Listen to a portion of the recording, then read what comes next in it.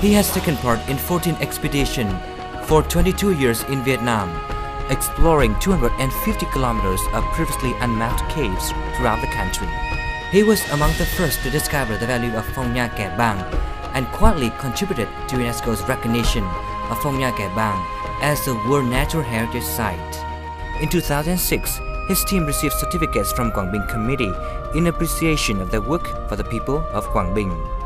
In 2009, he led a team of 10 cavers to discover Son Doong Cave, which was later classified as the world's largest cave by British Cave Research Association and selected as one of the most beautiful subterranean sites on the globe by BBC News. He is Howard Limbert, a member of the British Cave Research Association. Hello and welcome to this edition of Talk Vietnam. As you've just seen in our introduction, our guest today is Mr. Howard Limbert, and he has had a passion and a special connection with Vietnam for more than over 20 years through cave expedition and his exploration of the wonderful cave system here in Vietnam. Now, we're very lucky to have him here in our studio today to talk more about his exploration of the Phong Nha Kẻ Bàng cave system in Quang Binh province and more stories as well. So please join me in welcoming Howard Limbert. Thank you. Thank you very much, Howard, for joining us today. How are you? I'm fine, thank you. You've been caving in many countries across Mexico, Australia, parts in Europe, as well as New Zealand, many other parts. How did you come to enjoy caving, and when did you start? I started quite young, really. When I was at school, I was 15 years of age, and I was given the opportunity of either doing athletics and cross-country running or going on outdoor activities, which included going caving, going climbing, going sailing. And I thought that was a far better opportunity than going running, so I took up caving. And we went caving in the Yorkshire Dales in England, and I was hooked on it. And the first cave we went in, I thought it was fascinating because not many people had been in these places. I thought it was very, very interesting.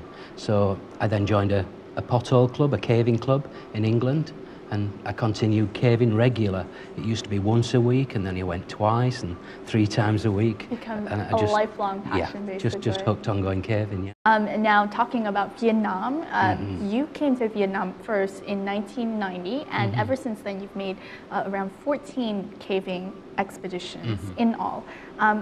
How did you come to Vietnam? How did you come to discover about the caves in Vietnam? I was always interested in it. I've always been looking around the world for different countries to visit because I love travelling.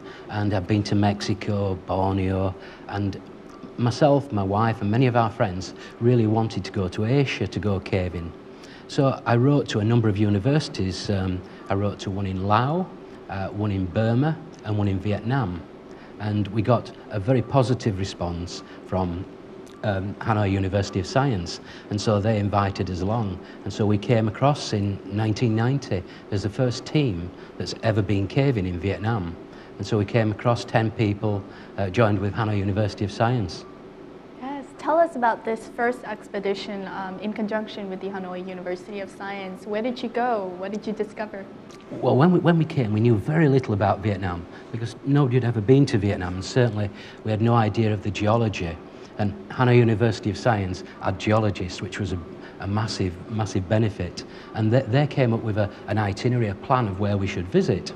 So the first place we ever visited was the Kẻ Bàng National Park. It wasn't a national park in those days, but that's the first place we visited because, again, we were very, very lucky in that 2 members of the university were born in Quang Binh, and they knew and heard of caves such as Phong Nha Cave. Tell us about the first expedition there.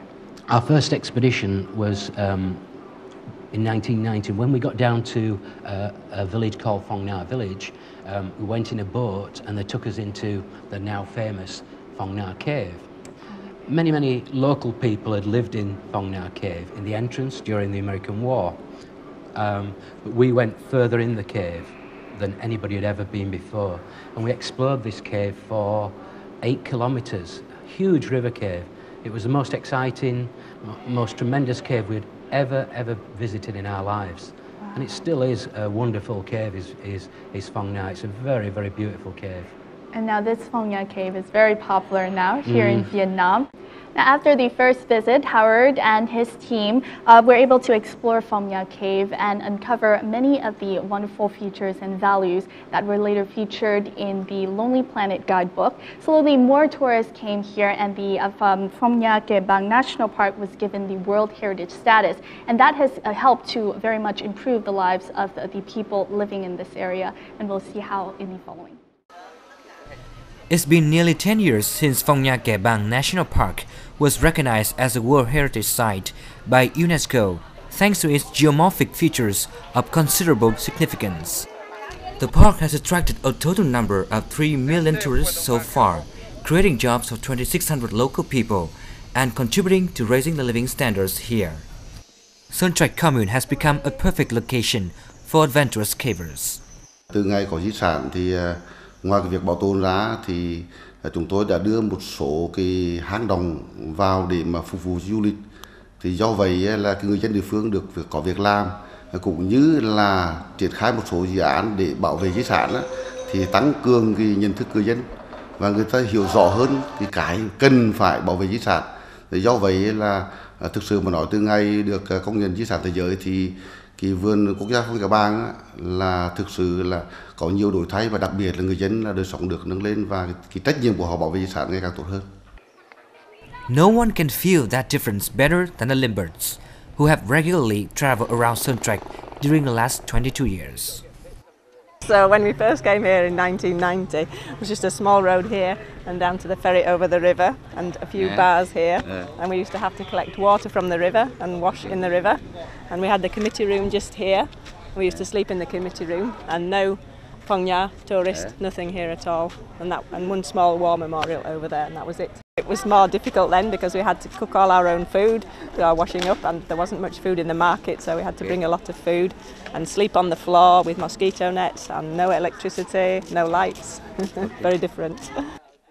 Everything's changed, but the bonds still last. Howard and his wife didn't forget to pay a visit to their longtime friend, Mai Hữu Nhường, who was the chairman of Son Trạch Commune when they started caving here.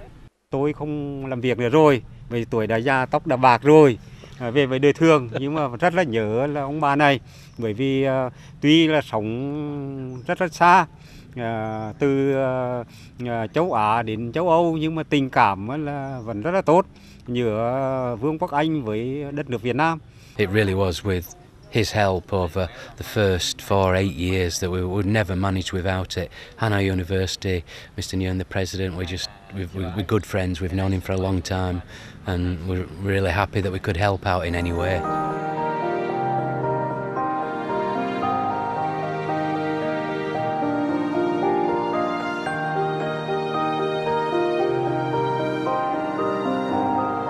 This probably explains why the Limberts have remained so attached to the country, and they still feel the mission here is just beginning.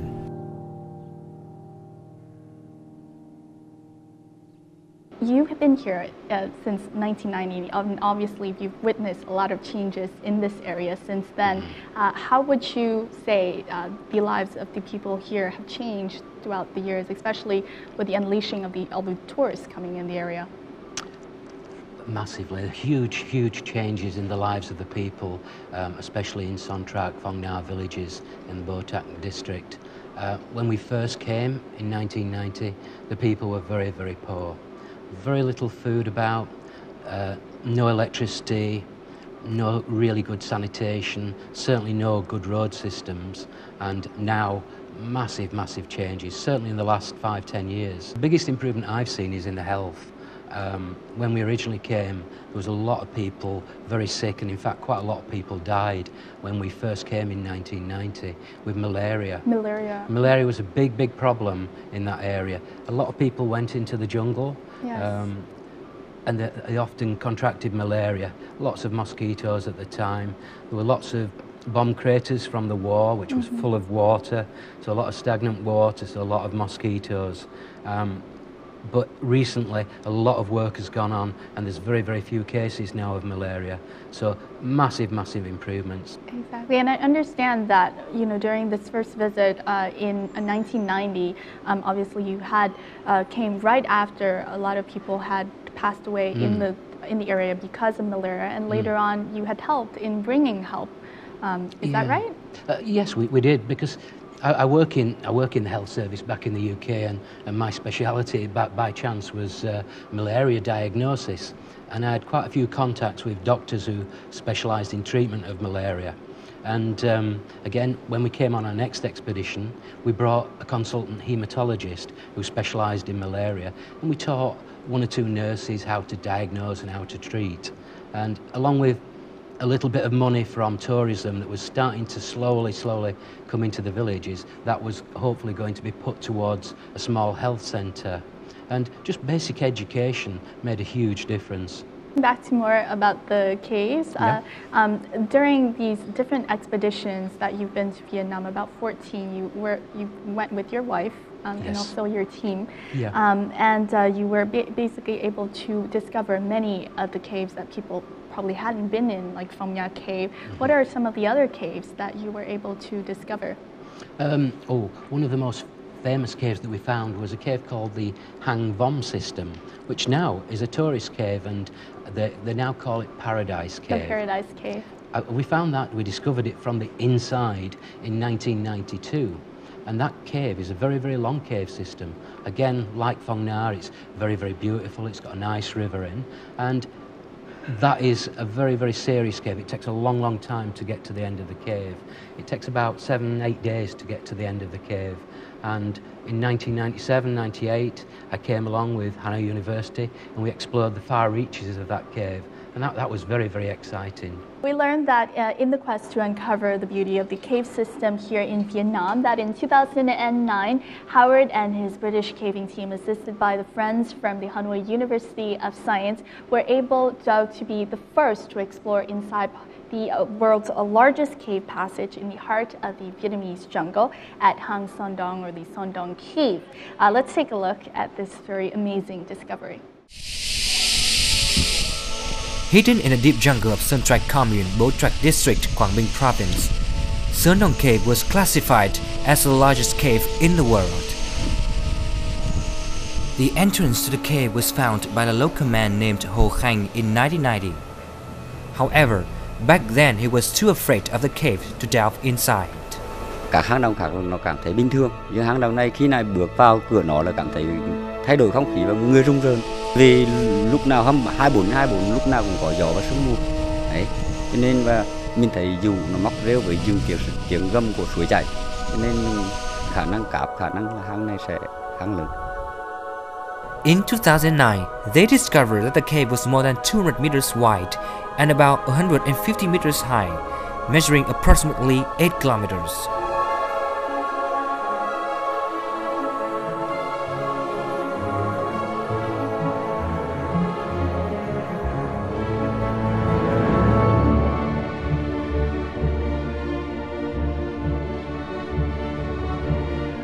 Son Doong Cave was formed 2 to 5 million years ago, when a large amount of river water flowing across the limestone burrowed down along a fault, scouring out a giant tunnel beneath the mountains. The hydrologic system is somehow a mystery to scientists, as they have no idea why the water goes in the first doline.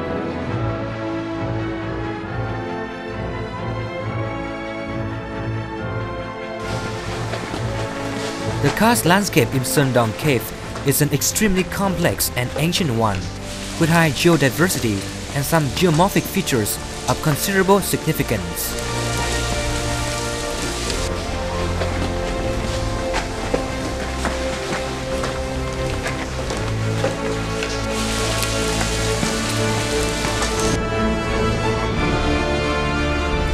In places where the limestone was weak, the ceiling collapsed into sinkholes, creating gigantic skylights.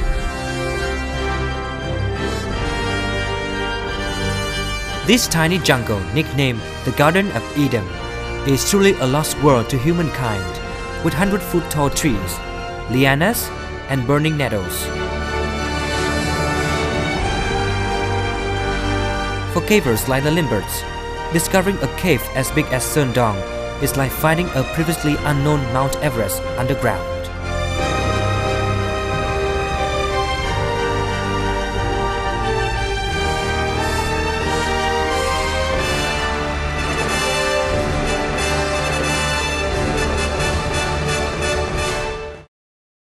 How did you and your team come to know about the Son Doong Cave? It's quite an interesting. We knew a large cave existed in that section of the jungle in Vietnam.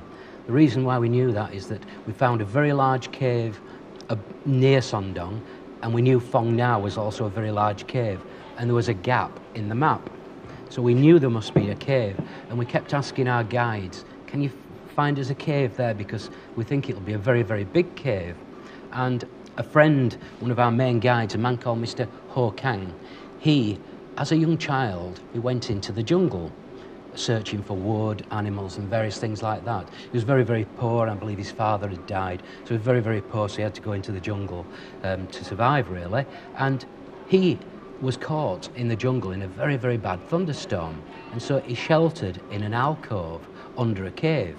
While he was sheltering this alcove, he was just looking around, and he saw an entrance. Now, Hang Son Doong is not a large entrance. It's only, one entrance is only perhaps 20 metres by 10 metres, so that is fairly small by Vietnamese standards. And he saw this cave, and in this cave he could hear a river.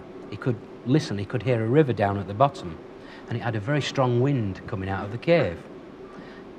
And he thought nothing of it at all. He never went in the cave because it was a very, very steep drop. He was younger, obviously. He was very young, but it was impossible for him to go down because it was a very, very steep drop.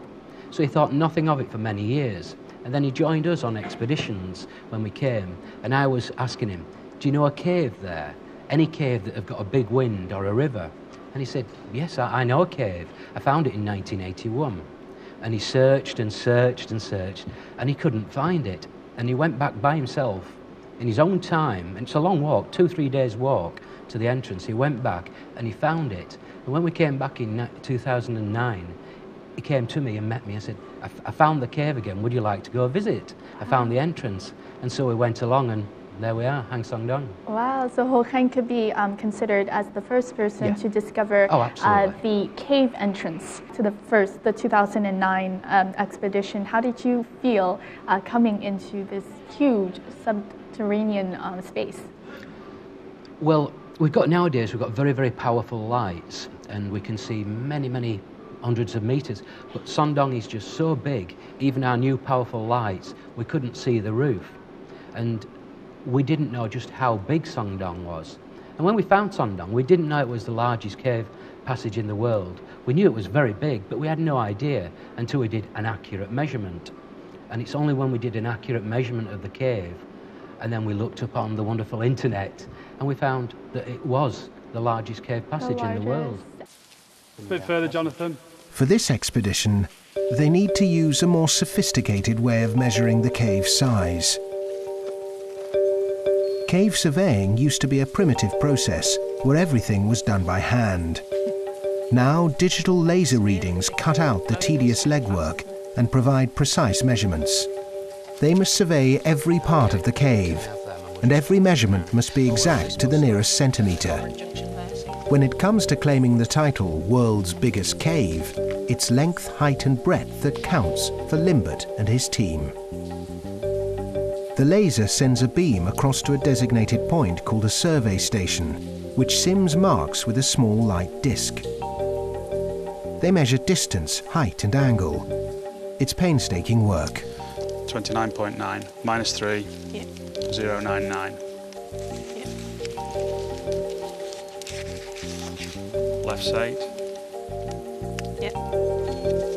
The laser beam picks out the highest point in this section of the cave. It measures 100 meters. The Statue of Liberty could fit in here quite comfortably, with 7 meters to spare. The widest section surveyed so far is 103 meters. This passage continues for another kilometre. Room for a small plane to fly through the cave, or even a whole display team. For someone, obviously not many people will have been, you are the only expedition team who have been in this cave. How would you describe it I mean, I saw it in the movie. Americans would describe it with the Statue of Liberty. Yeah. French would use the Eiffel Tower. But for our Vietnamese audiences, how would you describe it? For a Vietnamese audience, very difficult. I don't know any large enough buildings, but I would say most of the skyscrapers that you see around Hanoi now, that'll be the sort of size that we're talking about, the height, the maximum height of the passage. Yes. It's an enormous cave, and until you've been there, you cannot appreciate the scale. And what is really special about Son Doong, apart from its enormous size, it's got two very, very important, unique features, and they are these skylights. Yes. Along the Great Tunnel in Vietnam, in Hang Son Doong, are two skylights where the roof has collapsed. Many, many years ago, the roof has collapsed. Because it's such a large cave, it's just collapsed as a roof. A lot of pressure on it. And it's allowed daylight to come in. Yes. And what's amazing about Hang Son Doong, in these daylight sections, there is a forest, there's a jungle inside. Photosynthesis has been able to kind of develop photosynthesis. Oh yes, there's enough light comes in to find very, very large trees. In one section of the cave, which we call the Garden of Eden, there are trees that are 60 metre tall. 60 meters tall. Yeah. I mean, obviously, it's been there for a really long time. Oh, yes. Here is an area rich with life, a unique and unexplored ecosystem. This is absolutely fantastic. It's a treasure trove for biologists. And everything that lives here has got here by complete chance. So birds have dropped seeds, plants have sprouted up. And they must manage to flourish in a different world from the rainforest they came from. Here it's darker, more protected from the wind. The floor of the doline is made up of porous limestone rubble from the collapsed roof. Less light and little water means these plants have had to evolve new strategies to survive. This species outside is evergreen. Okay. Yes. Right. But here it's fall down the leaf in the winter, I think so. Okay, so you think it's evergreen outside, but it's deciduous in here. And so the young leaves are those, the red leaves? Are those young leaves? Okay, right. In particular in plants, their outer form is very variable. They can adapt themselves very much to their environment. So there could be two plants that are perfectly the same species, have the same DNA, but because they're in a different environment, they actually look quite different. That's the plasticity bit. So I think we're seeing an example of spectacular phenotypic plasticity. Howard, we have some photos here of the different cave system in Phong Nha Kẻ Bàng. Tell us about this particular cave.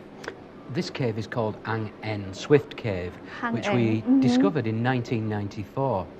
As you can see, it's a very, very large and beautiful cave. And you must go through this cave to get to Hang Son Doong. Oh, okay. It's the only route to Hang Son Doong is to go through this cave. You go through this cave, follow the river for about 2 kilometres, up, down, climbing, and then you get to the entrance to Hang Son Doong. Tell us a little bit about this one.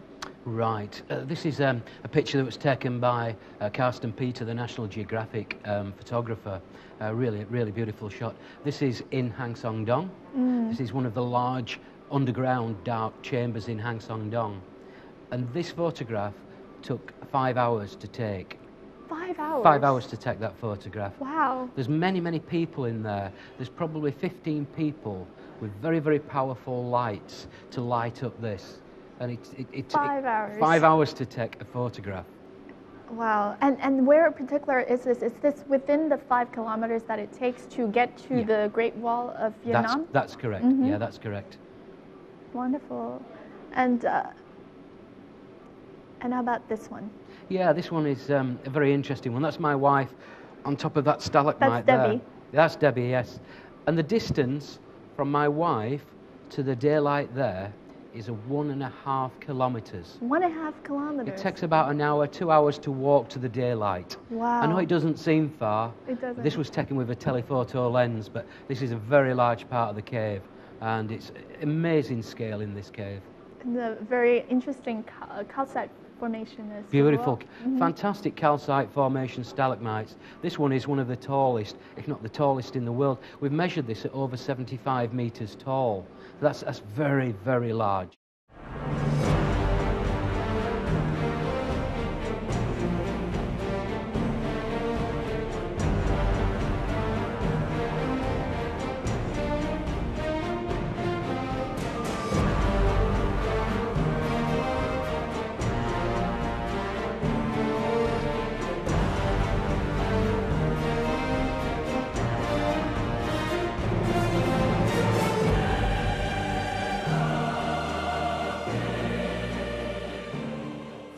And we know that Howard and his caving team for more than the past 20 years has received the assistance from the Faculty of Geography from the Hanoi University of Science, and they've been working together and developing a very great friendship, and we'll take a look at this cooperation in the following. Today, Howard and his wife are visiting the Hanoi University of Science for a discussion ahead of their 15th expedition in Vietnam.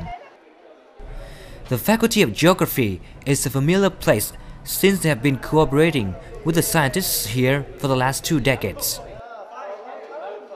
Together, Vietnamese and British cavers have been researching in many areas of the country, including Hà Giang, Cao Bằng, Sơn La, Ninh Bình, Thanh Hóa, and Quảng Bình mostly, to gain a complete understanding of limestone areas and the country's cave systems. Trong các đợt khảo sát thực địa thì các nhà khoa học giữa Việt Nam và các nhà khoa học về hang động của Anh thì đã đo vẽ được khoảng 250 km về hang động đối với toàn bộ lãnh thổ Việt Nam. Và đặc biệt một cái điều đáng ghi nhận là các nhà khoa học đã cùng nhau để xây dựng ra cái hồ sơ về di sản thiên nhiên thế giới Phong Nha Kẻ Bàng. Mục tiêu là nhằm giới thiệu thiên nhiên cảnh quan của Việt Nam với bạn bè của 5 châu trên thế giới. Howard took time to recall the memories shared by the faculty scientists in the early days. Each and every picture brought him a different story about those who were with him on those unforgettable expeditions. Nghiên cứu hang động nó gặp phải một cái khó khăn rất là đáng kể đối với người Việt Nam. Khi mà được người ta có cái ý đồ vào thì chúng tôi lập tức đây là một cơ hội để chúng ta tiếp cận với cách thức nghiên cứu hang động của người nước ngoài và sử dụng cùng với người ta đó cái hệ thống thiết bị, từ là khảo sát trong hang, từ là chụp ảnh, tất cả mọi thứ, và mình học đó được rất nhiều. For the first time in the long history of cooperation, an official memorandum of understanding between the British Cave Research Association and Hanoi University of Science was signed, marking a new level of mutual support between the two institutions.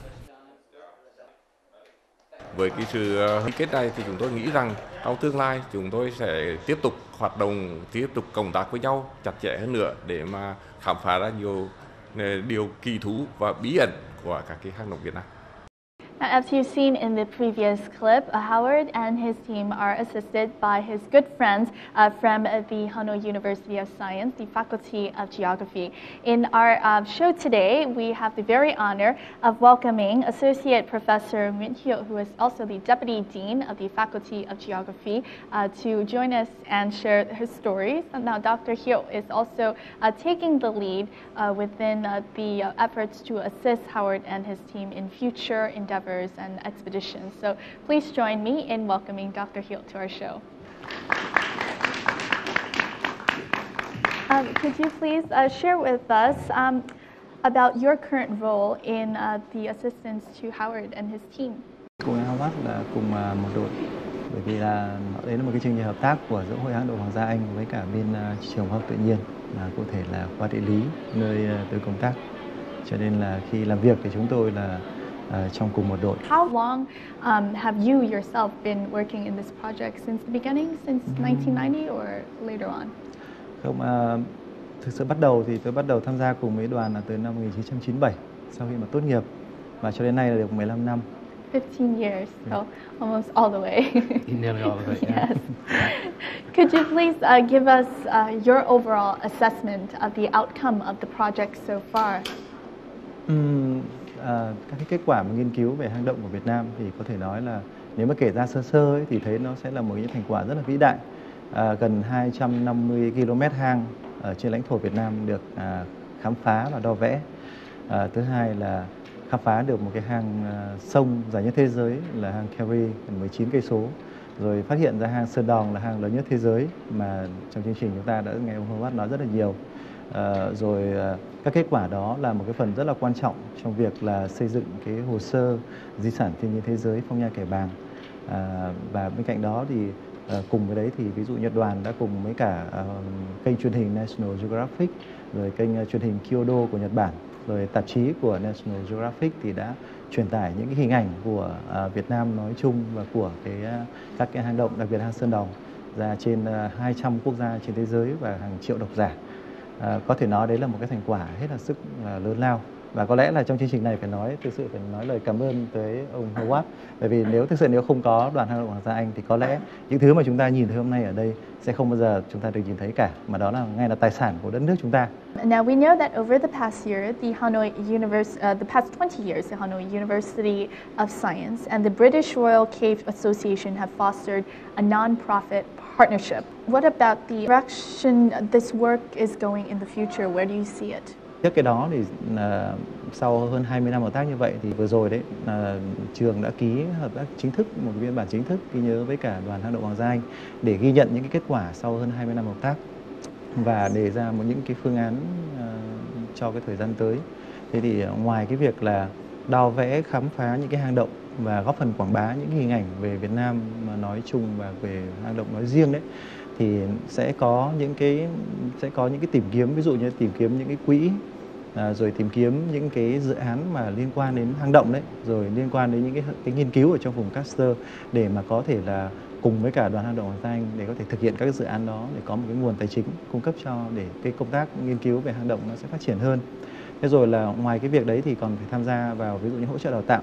Ví dụ các em sinh viên hiện nay, ví dụ hy vọng như tất cả các bạn ở kia, các bạn ngồi nghe sau buổi hôm nay chẳng hạn, các bạn là rất là say mê muốn nghiên cứu về hang động, ví dụ nghiên cứu về địa chất, địa mạo hang động hoặc là nghiên cứu về đa dạng sinh học hang động, thì chúng tôi sẽ cùng với cả đoàn hang động Gia Anh sẽ có một cái chính sách rồi là cái sự ủng hộ và đào tạo cho cái lĩnh vực nghiên cứu đó. Thế thì thực ra thì sắp tới đấy chúng tôi cũng có bàn với cả bên nhóm của ông Howard là sẽ có những xuất bản sách công bố về cái kết quả nghiên cứu hang động. Rồi vừa rồi thì tôi cũng có viết một cái dự án để xin thông qua Đại học Quốc gia Hà Nội để xin một cái dự án ở Bộ Khoa học Công nghệ để làm một cái dự án lớn về tổng thể về hang động ở Quảng Bình. They're nearly half a kilometer into the cave. 20 meters ahead lies a powerful river.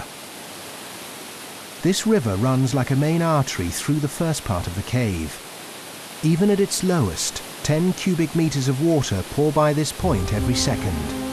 It carved this enormous cave, and the team will have to cross it twice. Limbert leads the way. Oh, some evidence of a bit of water comes through here at times. A bit slippy on these. Yeah. Oh, I can see the river. Whoa! Look at this. This is our river crossing. Oh, then we're underwater. Yeah.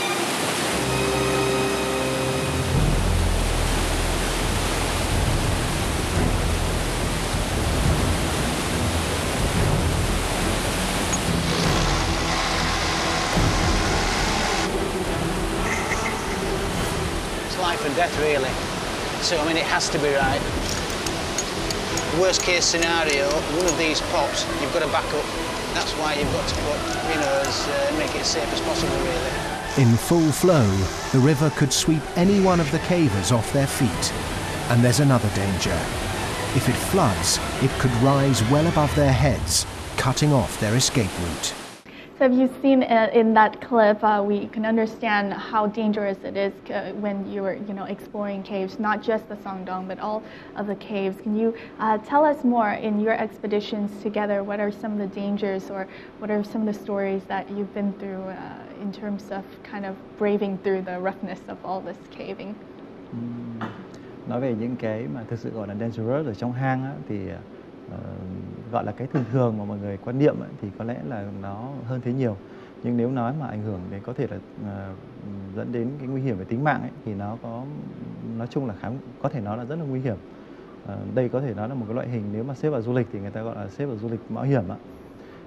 Như chúng ta vừa xem ở trên clip thì chúng ta thấy ví dụ ở trong hang ấy thì cái việc đi lại hết sức khó khăn, rất là nguy hiểm. Ví dụ như là các bạn có thể lúc mà các bạn leo lên những cái vách hang dốc đứng chẳng hạn, các bạn treo leo ở giữa trên một cái sợi dây thừng rất là nhỏ, treo leo ở giữa không trung, và tưởng tượng nếu mà cái sợi dây thừng đó đứt thì mình sẽ như thế nào. Hoặc là có những lúc thì chúng ta có thể là đi một bên là vách đá, một lối rất là nhỏ, và bên dưới mình thì là một cái vực rất là sâu tối om. Ở dưới tất nhiên là đá lởm chởm rất nhiều, bởi vì đấy là một cái rất đặc thù trong vùng Castor, rất là nguy hiểm. Rồi ví dụ như là trong cái hang thì ví dụ như địa ở Quảng Bình chẳng hạn, thì đấy là những cái hang sông, thì trong đấy thì có dòng chảy bình thường ở phần thấp, ở cái phần ở dưới thấp đó, thì các cái dòng sông nó chảy tới đối lên bền dễ chịu. Nhưng nếu càng đi đến cái phần thượng lưu đấy, phần thượng lưu thì cái dòng chảy cái tốc độ nó rất là mạnh, và bao giờ cái địa hình ở trên đấy cũng là hiểm trở rất nhiều. Thế nếu mà anh bơi không tốt đó, hoặc là thậm chí bơi tốt thôi nhưng mà với cái tốc độ dòng chảy rất là mạnh thì cũng có thể là nguy hiểm tính mạng, không biết nó sẽ lôi mình đi đâu ấy cả. Rồi đến những cái hang mà ở những cái vùng cao, ví dụ như lên Cao Bằng, Lạng Sơn hoặc là Hà Giang chẳng hạn, thì ví dụ những cái chỗ nó những cái hố sụt rất là sâu, nếu lỡ mà trượt tay là tụt xuống dưới đấy thì không biết làm nào mà lên được cả. Đó. Thế còn ngoài ra thì nó có những nguy hiểm khác, ví dụ như là muốn đi vào hang thì thường là phải đi qua những cái khu rừng rất là rậm rạp, hoặc là những vùng rừng ở bên ngoài rất là khó khăn. Thì trong rừng thì thực sự là có rất nhiều những cái loại mà cái loại sinh vật nguy hiểm, ví dụ như là rắn mực chẳng hạn. Đấy, thì những cái đó tại vì là mình nhớ có một lần năm 97 để đi cùng với đoàn trên một cái chiếc xe tải rất là to, thì đang đi thì là một con rắn độc nó rơi thẳng xuống cái thùng xe mà tất cả mọi người đang ở trên đó, tất cả là chạy dạt đi. Đấy, rất là nguy hiểm. Rồi là vắt chẳng hạn, vắt thì rất là nhiều. Đấy. Obviously there are dangers even outside on your way, on your journey to the cave, as he mentioned, with the snakes and everything like that. And there were times where you were both on an expedition and you got stuck in the cave for 2 weeks at a time. No, not stuck in the cave. Long. No, we had a great expedition in 1997 with Mr. Heo. I was down Kyrie, which is the longest river in the cave in the world, and I'd been down the cave for 16 hours, and I came out very tired, and I got to the surface, and I was waiting for Mr. Heo to come back, and I could see him coming through the jungle, and I thought, oh, he's by himself. That's no problem. I wonder where my friends are, but Heo's coming. He must be fast. And I came, I said, are you okay, Heo? And he comes, no, we've got a problem. We've got a big problem. And unbeknown to us, it had rained very heavily in Laos, and the water levels had rose very, very quickly. And this is a river cave. A river cave. And I had 2 colleagues of mine went down a river cave, and Heo had to walk all the way back, a long walk, about 8 hours back, to come and inform us. We'd run out of food, we had no spare light, we were really, really tired. It was the end of the expedition, and we had to walk back in the middle of the night, 6-8 hours walk, really difficult. And the cave was flooded, and my friends were trapped for 57 hours. 57 hours? Yeah, we built a big dam, and slowly the water went down, and we finally got them out. And we were so hungry when we got out. The people were trapped in the cave. When they came out, they had some food, and we stole their food because we had no food for about 3 days. That's amazing. These are basically life-threatening. Yeah. Có thể nói là lúc đó rất là may mắn, bởi vì là cái chỗ hang mà người ta bị lụt ở trong hang ấy, là nó có 2 cái nhánh, cho nên là khi mà cái nhóm của ông Hoát vào cứu hộ là người ta đắp một cái đập chặn vào một bên, cho nên nước nó vẫn còn một bên để nó chảy, thì cái bên kia nước nó mới rút xuống thì người ta vào cứu được. A dam on one side and one side to release the water.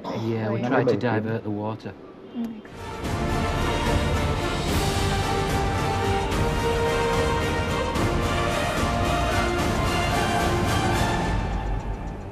Now, I know that today here you've brought some equipment that are very handy and are the most essential to help you in your caving expedition. So can you please show us?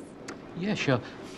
We found quite a lot of vertical drops in Vietnam, some 200 meters deep, and it's impossible for the local people or any of the Vietnamese really to go and descend down these drops.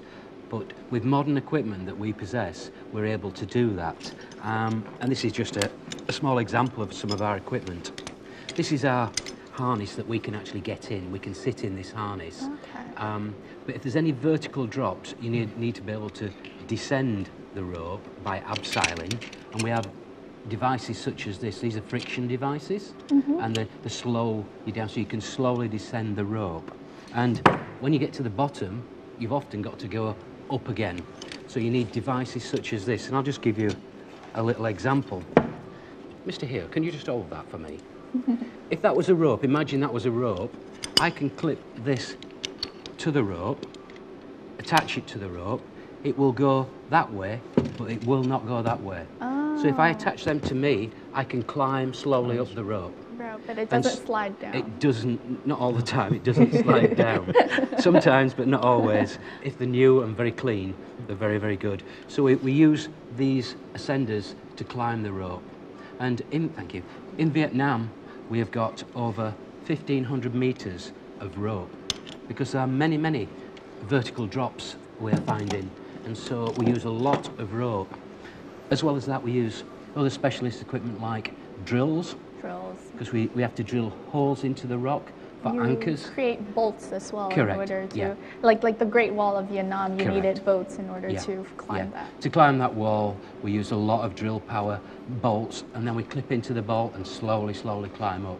But that was quite difficult, was the Great Wall, because unlike many parts of cave, which is very, very solid rock, on the Great Wall of Vietnam, it was very, very soft rock, and they kept breaking and falling out. That's why it took us 2 days to climb the wall.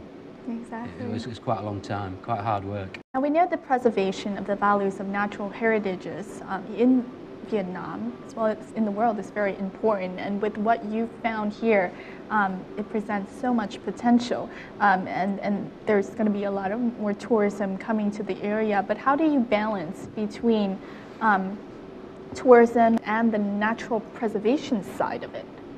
I know Vietnamese people like to explore, they like to climb, they like to look at things, but you've got to educate people that these things are precious and they can't be replaced. So if you take things or damage them, they will take millions of years to repair.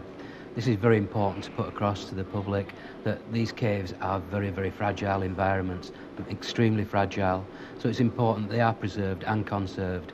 And I do believe they're doing a very, very good job, compared with some other countries who are not doing excellent jobs. Vietnam is trying its best, it's doing very good. I've seen excellent results in Phong Nha. Paradise Cave, they've done a superb job, very, very good job there. And it's all special lighting that doesn't cause problems. So they're making big, big efforts, and long may it continue. And I believe it will, because Vietnam understands these things and follows these. And I believe Vietnam will follow these rules and regulations that have been set up, and conservation will happen.